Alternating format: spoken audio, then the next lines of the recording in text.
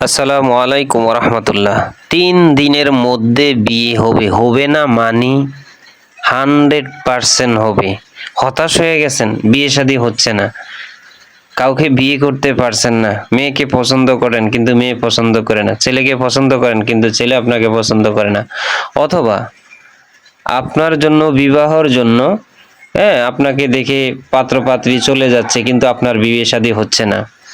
এই আমল করুন, এই মন্ত্র শিখে দিলে, এই মন্ত্র শিখেন, শিখি যেই কাজটার কথা বলে দিবে এই কাজটি করেন, কেউ জানতে পারবে না, নিজে নিজে করেন, দেখবেন 3 দিনের ভিতরে বিয়ে শাদী হয়ে যাবে। হবে না মানে আমাকে দাওয়াত দিবেন আপনি ইনশাআল্লাহ। বলছিলাম কোরআনের এমন একটি না, কোরআনের এমন কয়েকটি আয়াত রয়েছে যে আয়াতগুলোর উপরে আপনি যদি আমল করেন এবং সঠিক নিয়মে যদি এগুলা ব্যবহার করেন তাহলে ইনশাল্লাহ 3 দিনের ভিতরে আপনার বিয়ে কমপ্লিট হয়ে যাবে। সেক্ষেত্রে আমাকে অবশ্যই দাওয়াত দিবেন, কারণ এটি বিনা পয়সা আপনি শিখতেছেন। ঠিক আছে? হ্যাঁ, আপনি খোনার কাছে, আমরা যখন এই সমস্ত কাজগুলা ডিল করি, খোনারের বড় বড় রায়ের কাছে, খোনারের কাছে, হ্যাঁ, জাদুঘরের কাছে, তখন কিন্তু তারা 20,000, 30,000, এমনকি 50,000 টাকা পর্যন্ত দাবি করে থাকে। সেক্ষেত্রে অনেকে রাজি হয়ে যায়, কারণ তার দরকার মেয়েকে পাওয়া, তার দরকার ছেলেকে পাওয়া, টাকার অভাব নেই, টাকার প্রশ্ন না। তো যাই হোক, যাদের বিয়ে হচ্ছে না এরকম একটা লোক আমার কাছে আসছে, বাড়ি হলো নোয়াখালী সেনবাগে। তখন আমি একটা আমলের কথা বলে দিয়েছি সেই মেয়েটিকে। আমলের কথা বলার পরে সেই মেয়েটি সম্ভবত আমল প্রথমে বোঝে নাই, 2 দিন করার পরে কোনো কাজ পায় না, পরে আরো 2-3 দিন করার পরে, মোট কথা সপ্তাহখানিকের ভিতরে সে ইনশাআল্লাহ তার বিয়ে শাদী হয়ে গেছে। আমাকে দাওয়াত দিয়েছে, কিন্তু দুঃখের বিষয় আমি তখন রাজশাহী ছিলাম, রাজশাহী পুটিয়াতে ছিলাম, বানেশ্বরে। ঠিক আছে? তো যার কারণে আমি যাইতে পারি না বা অ্যাটেন্ড করতে পারি না, না হলে আমি অবশ্যই যাইতাম, আমাকে অনেক বলেছে। যাক, তো আবার আমার চা নাস্তার জন্য টাকাও দিয়েছে। হ্যাঁ, তো আপনাকে বলছি যে 3 দিনের ভিতরে ইনশাআল্লাহ বিয়ে হবে। হবে না কেন? আপনার পছন্দের মানুষের সাথে বিয়ে হবে। হবে না মানে কি? হবে।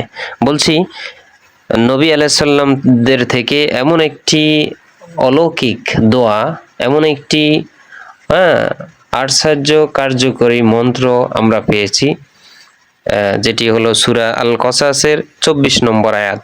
24 নম্বর আয়াতের মধ্যে একটি দোয়া রয়েছে, রব্বি ইন্নী লিমা আনজালতা ইলাইয়া মিন খৈরি ফকির। এটি যদি কোনো মেয়ের চেহারার দিকে তাকিয়ে, কোনো মেয়ে ছেলের চেহারার দিকে তাকিয়ে এটি 41 বার পাঠ করে, কতবার? 41 বার যদি পাঠ করে, তাহলে ইনশাআল্লাহ, ইনশাআল্লাহ, আমরা বলি 3 বার, 7 বার, ঠিক আছে, 11 বার, 41 বার, ঠিক আছে, 21 বার, 41 বার, তবে এটি 41 বার আপনি পড়বেন, কারণ 41 দিনের আলাদা একটা ফজিলত রয়েছে, যার কারণে ওই দিনটার সাথে আমরা এটা মিলে বলি। তো 41 বার যদি কোনো লোকের দিকে তাকিয়ে, পছন্দের মানুষের দিকে যদি আপনি তাকিয়ে মনে মনে মনে মনে পড়তে থাকেন, নিশ্চয়ই আপনাকে দেখতে আসলে, চাইতে আসলে, একটা মানুষের সাথে কথা বলতে আসলে সেখানে আধা ঘন্টা 1 ঘন্টা সময় ব্যয় করেন। তো এটা 41 বার পড়তে কত সময় লাগবে? 1 মিনিটই তো 15-20 বার পড়তে পারবেন। তাহলে আপনার 2-3 মিনিট লাগবে, যদি একটু ভালো করে পড়েন 3-4 মিনিট লাগবে। রব্বি ইন্নী লিমা আনজালতা ইলাইয়া মিন খৈরি ফকির, রব্বি ইন্নী লিমা আনজালতা ইলাইয়া মিন খৈরি ফকির, রব্বি ইন্নী লিমা আনজালতা ইলাইয়া মিন খৈরি ফকির।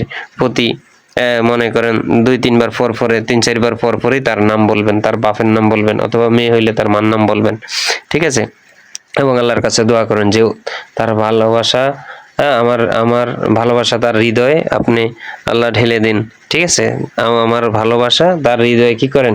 আপনি ঢেলে দিন, বা আমার ভালোবাসা তার হৃদয়ে জায়গা করে দিন, আমার জন্য তার হৃদয়ে জায়গা করে দেন। এইভাবে আপনি আপনার ভাষায় বলতে পারেন। ঠিক আছে? এরপরে বিয়ে হবে না মানে কি? এই দেখুন কথা, বিয়ে হবে না মানে কত জোরে হবে। সূরা আনফালের 61 এবং 62 নম্বর আয়াতের, 61-র শেষের কিছু অংশ এবং 62 নম্বর আয়াত। এটি আপনি যখন 3 দিন কেন, সাথে সাথে বিয়ে হবে। হবে না মানে সাথে সাথে বিয়ে হবে, 24 ঘন্টার মধ্যে বিয়ে হবে। এগুলা কন্ট্যাক্ট করতে যান না, 50,000 টাকা লাগবে, 20,000, 30,000 টাকা লাগবে। আপনি জানেন না হয়তো, এইটা একটা জগৎ আছে, এটার একটা কি আছে, জগৎ আছে। অনেক মানুষ আসে আমাদের কাছে, কিন্তু আমরা এগুলা করি না। তো আমরা ফ্রিতে শিখিয়ে দিচ্ছি, যার কারণে আপনারা অবশ্যই আমাদেরকে একটু ভালোবাসা দিবেন, আমাদের চ্যানেলগুলো সাবস্ক্রাইব করে দিবেন, কমেন্ট করবেন, ভালো কমেন্ট করবেন। তারপরে আপনার মতামত জানাইতে পারেন, ভালো হোক আর খারাপ হোক। সূরা আনফালের 61 এবং 62 নম্বর আয়াত, হুয়াল্লাজি, এখান থেকে যে টিক চিহ্ন দেওয়া আছে, হুয়াল্লাজি আইয়াদাকা বিনাসরি ওয়া বিল মুমিনিন, তারপরে ওয়াল্লাফা বাইনা কুলুবিহিম লাও আনফাকতা মা ফিল আরদি জামিয়া মা আল্লাফতা বাইনা কুলুবিহিম ওয়ালাকিন্নাল্লাহা আল্লাফা বাইনাহুম ইন্নাহু আজিজুন হাকিম। এটি আপনি 7 বার পরে, কোনো মিষ্টির ভিতরে ফু দিয়ে, শরবতের ভিতরে ফু দিয়ে, পানির ভিতরে ফু দিয়ে, খাদ্যের ভিতরে ফু দিয়ে যদি ওই ছেলেকে, ওই মেয়েকে খাওয়াইতে পারেন, সাথে সাথে বিয়ে করার জন্য প্রস্তুত হয়ে যাবে। এবং আমি বলবো, যদি বিয়ের নিয়তি থাকে, সাথে সাথে কাজে অফিসে নিয়ে বিয়ে করে নেবেন, বা অভিভাবকদেরকে জানিয়ে বিয়ে করে নেবেন, কারণ এগুলার মেয়াদ বেশি থাকে না। ঠিক আছে, এগুলা যখন আপনি আমল করেন ততক্ষণ থাকবে, হয়তো 24 ঘন্টা 48 ঘন্টা এরকম থাকবে। এরপরে তো আপনি বিয়ে শাদী করে নেবেন ইনশাআল্লাহ। বিয়ে হবে না মানে কি, এটা কোন ধরনের কথা? 100% বিয়ে হবে।